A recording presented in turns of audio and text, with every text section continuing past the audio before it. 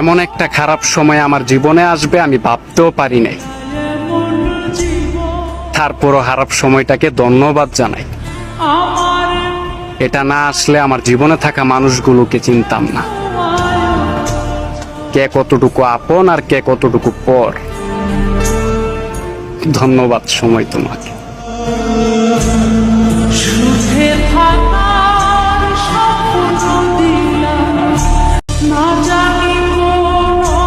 এমন একটা খারাপ সময় আমার জীবনে আসবে আমি ভাবতেও পারি নাই।